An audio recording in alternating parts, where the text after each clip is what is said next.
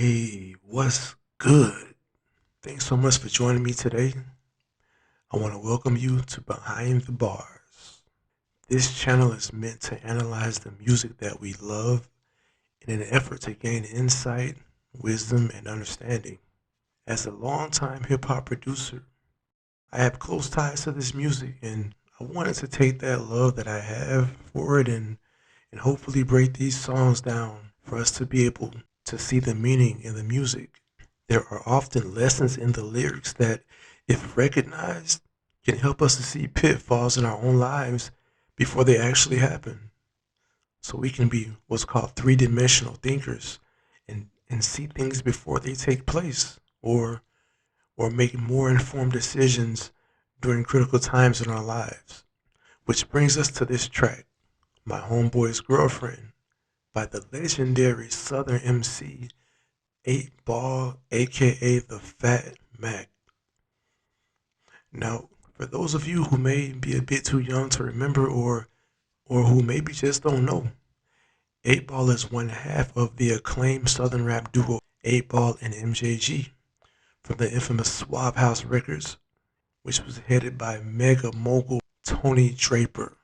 And at least from my understanding, the consensus among most fans of old school Southern hip hop, or what Pimp C, Rest in Paradise, would always call country rap tunes, would be that Ball and G are easily one of the greatest hip hop groups of all time. So for a bit more context, Ball and G are from Memphis, Tennessee. Memphis was known for dropping some of the hottest music in hip hop.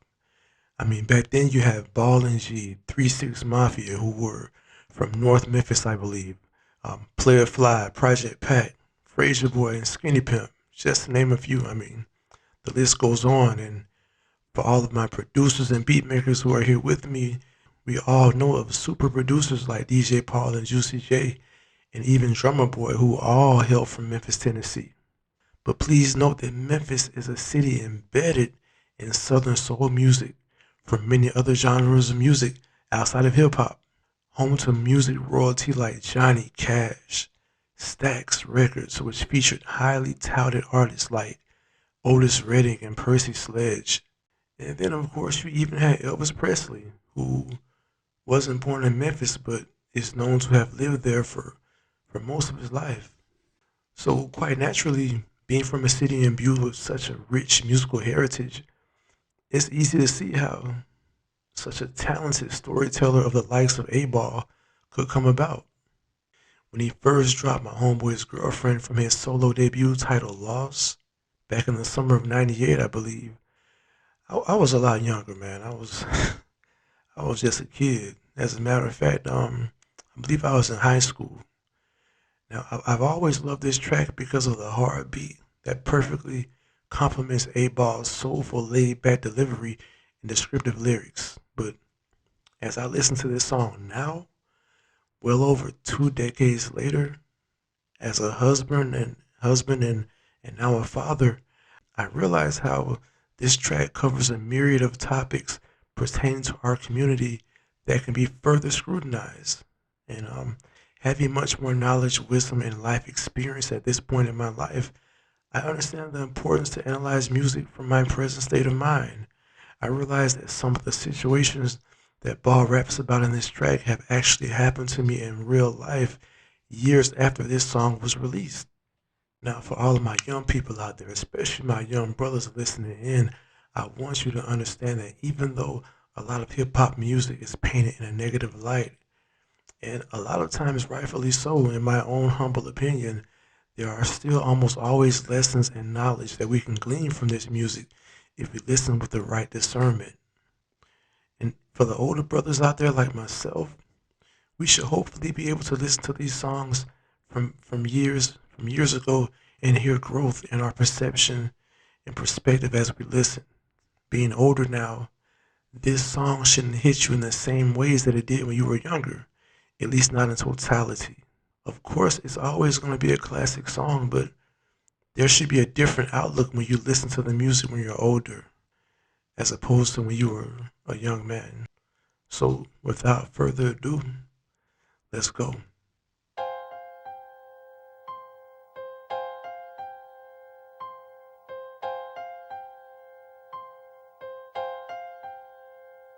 My nigga C, he from Texas, I'm from Tennessee. We do our thing with them things making currency. So off top, in the first bar, a lot of us have speculated that the person who Ball refers to as C from Port Arthur, Texas, could be the late, great, and legendary rapper and producer Pimp C from the group UGK, which of course is one of the greatest hip hop groups of all time, at least in my estimation. I believe UGK was from Port Arthur, Texas, and I believe Pimp C's wife was named Shannara, but I've heard that he had a baby mother by the name of Angela, which is coincidentally the same name of the chick that's in this song. Now, this has not been confirmed to my knowledge, but I just want to point out that I've heard this from time to time over the years. He got the hook up with Colombians and Mexicans. He wraps them up and ships them out, and I supply the ends. Excellent profit got us living elegant. Laundry mat style washes away the evidence. Now, when Ball spits this line, laundromat style washes away the evidence, he of course is alluding to dirty money. So this would lead us to believe that him and C are engaging in a life of crime, or it's better stated, living a fast life, getting money, however you want to call it, brothers.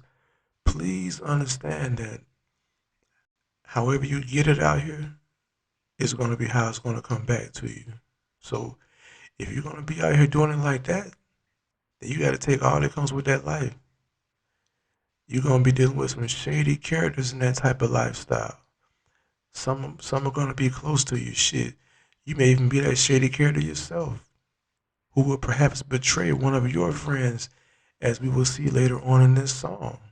So, as the saying goes, there is no honor amongst thieves. Get on a plane every weekend and visit. I would visit his town and he would visit Memphis. Take the nigga club and embassy suites and freaks. Up all night, sipping tuss and smoking sweets. One weekend, I'm in his town, his crib. You really must trust a nigga to show him where you live. Hey, so obviously this was his boy. He pretty much just said that they running up in the embassy suites with freaks. I can't stress enough how important it is to keep your home life sacred. This is your sanctuary. Please understand that different people carry different energies, spirits, and sometimes even demons. You never really know who you're dealing with. Now, for me, this has been true on many levels. For instance, when I was younger, I let a bunch of so-called who I thought was friends come to my spot for my little 12th birthday party. I mean, my grandmother got me a Super Nintendo, which I can promise you was not cheap back then, back in the day. And within a week, it was stolen from my apartment. And I didn't even know who took it, to be honest, because I had so many niggas at my mama's house for my party. I mean, man, I can even remember a time when I had my own studio, my own recording studio, back when I was making beats. I had equipment stolen from me. I mean, that was a time in my life where I was in situations, and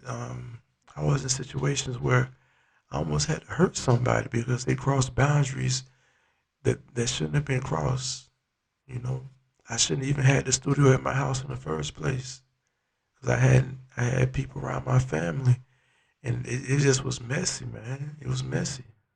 It don't matter how good you do your business if you got that many people around you and your family, it's not going to end up nice. And this is, of course, when I was younger and I was single. But now being married and being a father, I don't bring anybody around my family unless they are very close family or very, very close friends. And even then, they are still being watched closely. I mean, I can remember having friends back in the day that brought their girls and their wives around me, and later on the same broad would be trying to slide me her number. Crazy. Now, I would never cross that line, but shit, I know people who would. Put it like that. Put it like that. In a second. So, unless you really know your woman, you better be very careful about the male energy that you allow to be around her. And even then, even if you know her well, you still don't need to be having guys around her like that. Fly scenery, space age things, and big screens. In the den, shooting pool, puffing on some good green. In walked a woman that was his fiance. He said that he loved her and would marry her one day. Her name was Angela. Damn, she was fine. I admit I had evil thoughts rushing my mind. Now see your boy Baller. He a real nigga for this one. We all can recall meeting our homeboy's girlfriend or maybe wife, fiance, and saying to ourselves, "Damn, she fine as hell." Shit, if that wasn't my partner, she, you feel me? But see, that's only if you are of high enough character that you'll pass on a situation like that, where if she was available to you, you wouldn't hit, you wouldn't do it. Some of us really don't give a fuck, man. To be honest, and they'll be trying to smash anyways, you know. So yeah, that's foul. That's foul, and that goes back to what I was saying earlier about bringing different energies around your woman. Yeah, you might trust her, but why even court that type of temptation? It goes both ways because she shouldn't be bringing her homegirls. She shouldn't be bringing her female friends around you. I mean, as well. No fitting tight, she was dressed to kill. She winked, but I didn't think the hoe was for real. Whoa, whoa. She winked, but I didn't think the hoe was for real. Keyword here, hoe. Keyword here. And I quote, hoe. Now I know it sounds cliche, but you can't turn a hoe into a housewife. So I mean, as a so-called black community, we face a lot of issues, man. Like not having a strong culture, um, being disconnected from the Most High, racism, police brutality, high abortion rates. All of these are issues that we have to deal with. But by far, in my opinion, one of the biggest issues that we have to deal with is choosing the right woman to have kids with. I mean, that's by far one of the most important issues that we face as black men out here. Because check it, if we do this alone, it will take care of so many other underlying issues that we face. There will be stronger families, which will lead to a stronger culture, which will lead to more black business, which means more jobs, which means more power.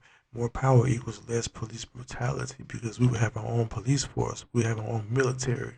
A stronger culture would mean lower abortion rates. It's amazing how much we can solve by just carefully choosing the women that we want to have kids with and that we want to be with and making sure that she's upright. In this song, C, Ball's partner, likely couldn't spot Angela as the $2 hoe that she is because he lacked enough character within himself to decipher that.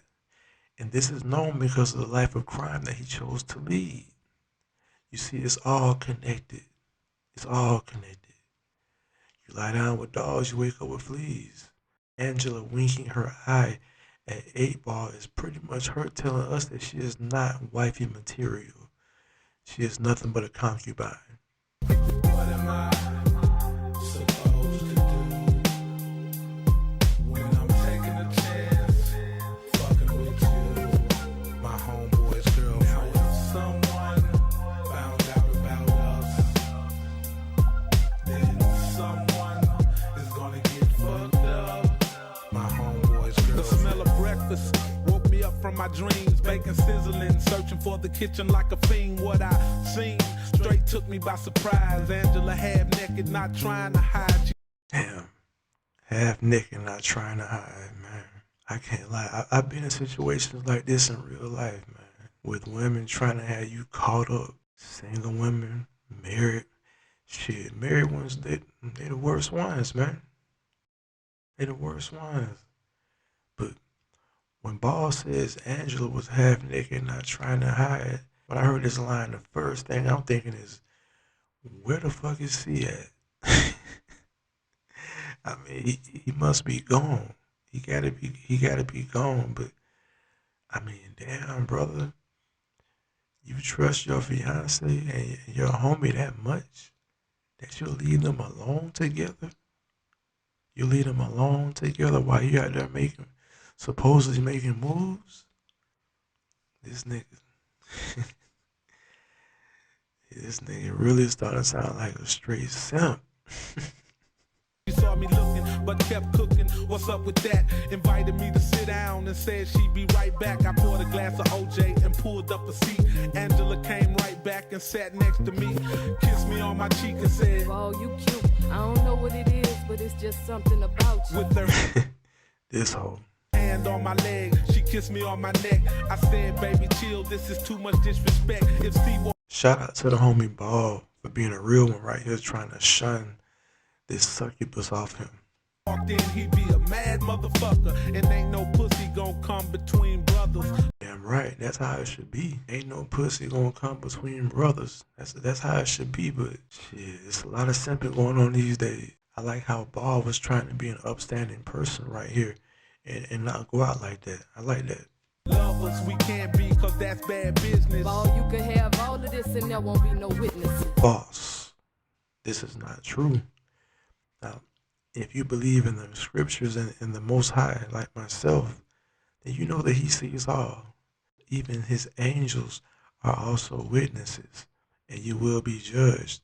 But shit, even if you don't believe in the scriptures, I mean, on a karmic level, like universal law, man's law says that karma will come back on you strong. What goes around comes around. All in my lap on my early morning hard dick, grinding on it, pulling it before I knew it, sucking it. Man, when he said this shit, I knew it was over. Fellas, I've been able to avoid some sticky situations with a lot of women that I didn't need to be dealing with. And one of the reasons I was able to do so is because as a man, I know my limitations, I know my weaknesses. So I know one thing about myself is I know that if a female is in front of me ass out naked, then it's probably gonna go down. it's going down. So if that's the case, I'm not even gonna put myself in that situation. I'm not even gonna be around my single homies, like my partners that ain't married. You know what I'm saying? Like when they go out and about and do their thing, we can hang out. But I can't be in some of the same places that I used to be with all them women around, man. This doesn't really apply to 8-Ball here in this situation because he was at his homie's house. So it really wasn't much he could do because Charlotte pretty much walking around naked. But at the same time, I mean, shit, I guess he could have left. I guess he could have dealt, but how many of us would have really done that? I had been in this situation before. Trust me, I know. Ended up fucking it, I guess I'm a weak man. It's hard to understand my homeboy's girlfriend. What am I supposed to do when I'm taking a chance, fucking with you, my homeboy's girlfriend? Now if someone found out about us, then someone is gonna get fucked up. My homeboy's girlfriend. Me and C jumped in the Benz and hit the town for a while. I couldn't believe what just happened, man, this shit too wild. If Steve finds out, he might trip and try to kill me. And I ain't the type of nigga that's gonna feel guilty. I thought this line was very interesting. Now, on one hand, it's kind of fucked up that he would say that because as it implies that he doesn't care about pretty much sleeping with C's fiance. But on the other hand, he may be saying that trying to get his mind right for the drama that may ensue if C tries to retaliate. This is a very nuanced line right here, and honestly, it's one of the things that makes 8-Ball such a great MC. Later on, we was at the pad kicking back. C had to make a run to go and serve a pack before he made it out the driveway good. Angela was all on me trying to suck on my wood. On the pool table, on the floor, man, what a whore. I was looking out for C, she was begging me for more. I mean, man, at this point, Ball is pretty much like, shit, I already done heard it once. She ain't shit, let me hear it again, man. Shit, I might tell this nigga later. Maybe when I get back home or something, shit, I might hit him up, let him know, shit.